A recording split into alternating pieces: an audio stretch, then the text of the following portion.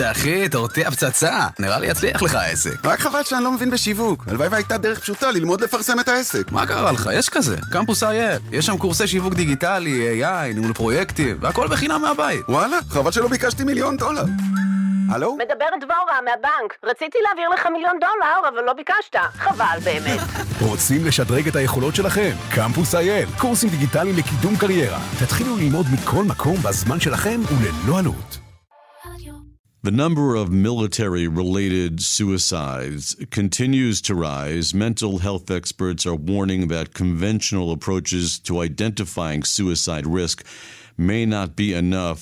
We are joined now by Dr. Cathy Lawi, CEO and founder of EmotionAid, who is an expert in trauma, resilience, and emotional first aid.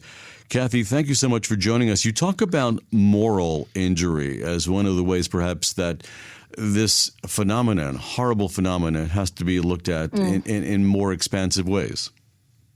Yeah, thank you, David, for having me. Yes, absolutely. I think the problem with combat soldiers is that we're used to speaking about PTSD, post-trauma.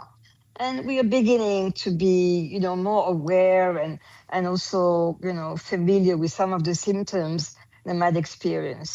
Unfortunately, I think suicides are also connected to another issue, like you said, moral injury, which is newer, more difficult to diagnose, and that is related to really being injured deeply in your heart, in your soul,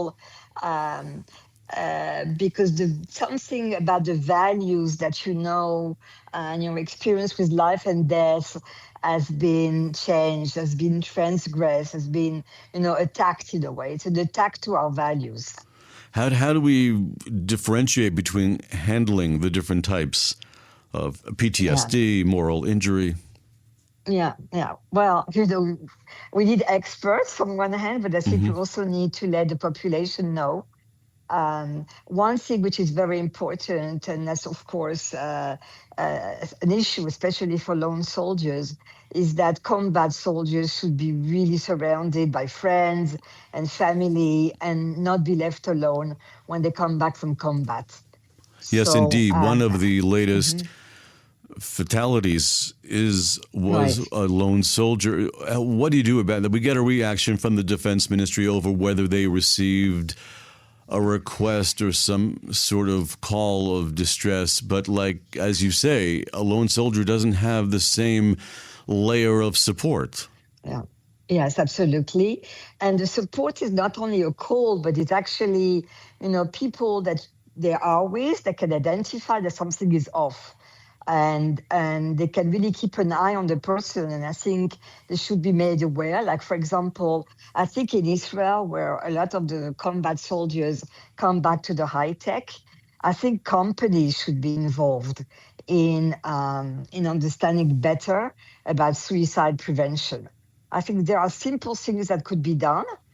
And sometimes they happen, on their own, because a colleague notices that something is really not okay with the person, and they won't leave their friend until, and I know personally quite a few of the people I work with who have saved comrades in those moments. They've actually saved their comrades. Yeah.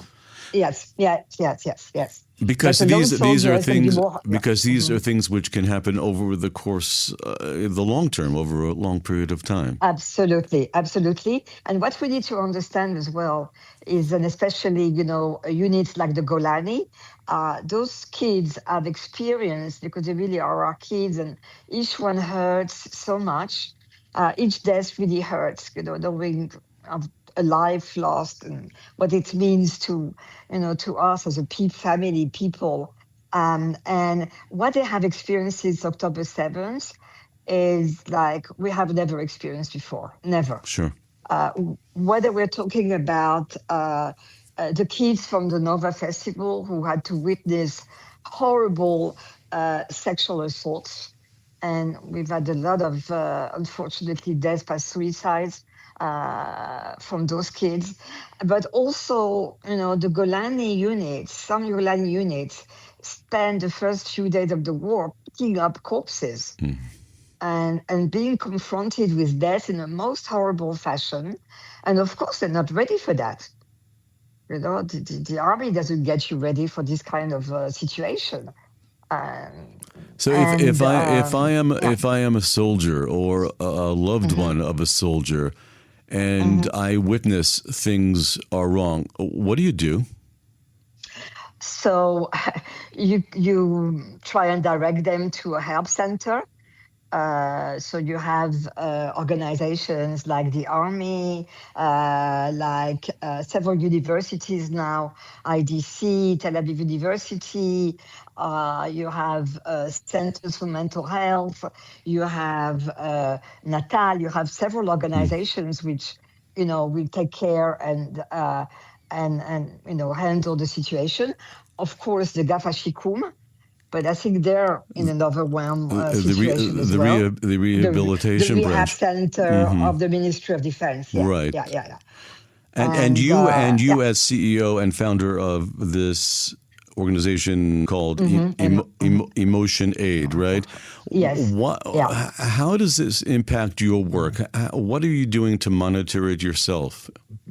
Yes. So what we're doing, I mean, our job at EmotionAid, because we have a protocol for self-regulation and first help to others, and we teach it to people who are in the community.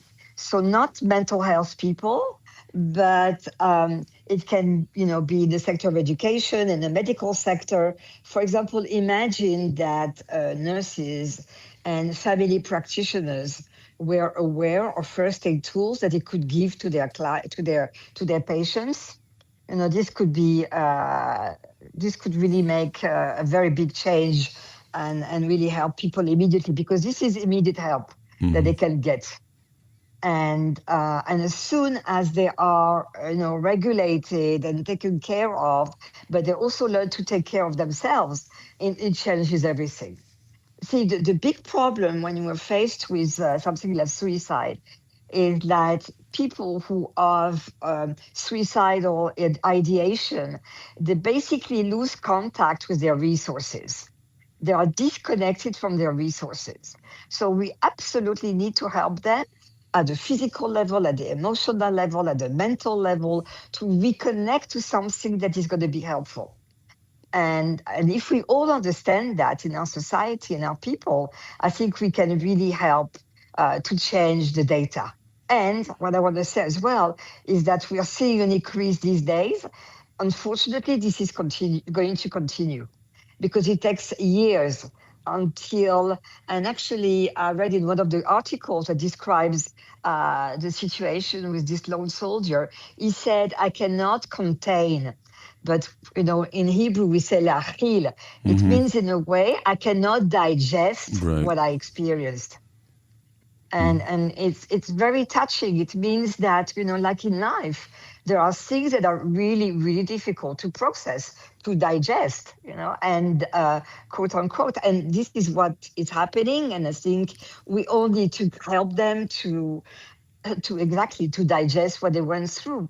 And sometimes it means just sitting with them. Because what do you do with somebody who's experiencing grief? He said he lost a lot of comrades. So we sit with them, we witness the grief, we just, you know, we don't leave them alone. Indeed. And indeed it is, as we said, a long process. May we be successful somewhere down the road here. Dr. Cathy Lawi, CEO and founder of EmotionAid. Thank you very much for your work, and thank you for your time today. Thank you, Cathy. Take care. Thank you, David. Thank you. אחי, תורתי הפצצה. נראה לי יצליח לך העסק. רק חבל שאני לא מבין בשיווק. הלוואי והייתה דרך פשוטה ללמוד לפרסם את העסק. מה קרה לך? יש כזה. קמפוס EmotionAid. יש שם קורסי שיווק דיגיטלי, AI, ניהול פרויקטים, והכל בחינם מהבית. וואלה, חבל שלא ביקשתי $1,000,000. הלו? מדברת דבורה מהבנק. רציתי להעביר לך $1,000,000, אבל לא ביקשת. חבל באמת. רוצים לשדרג את היכולות שלכם? קמפוס EmotionAid, קורסים דיגיטליים לקידום קריירה. תתחילו ללמוד מכל מקום בזמן שלכם וללא עלות.